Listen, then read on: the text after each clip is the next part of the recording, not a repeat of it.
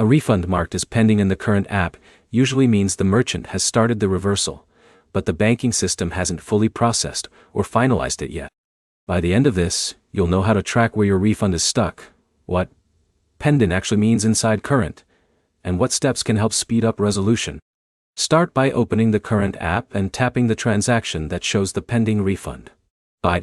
If it still says pending, the refund has been initiated but not fully cleared through the merchant and bank systems. Next, check the original purchase tied to that refund.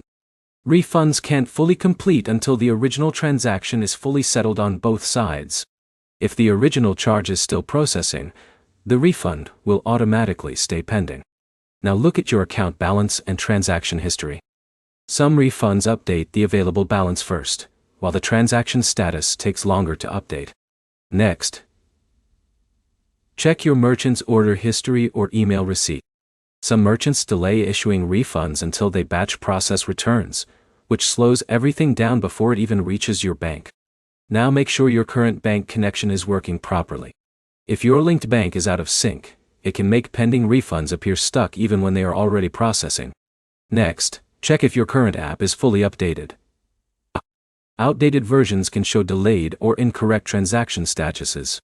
If the refund has been pending for a while, sign out of the app and sign back in.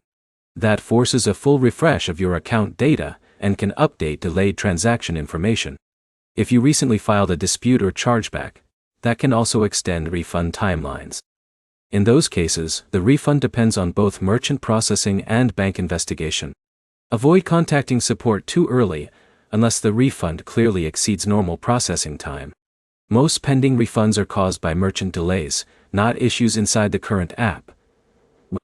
If nothing changes, contact current support with the transaction date, merchant name, and refund amount.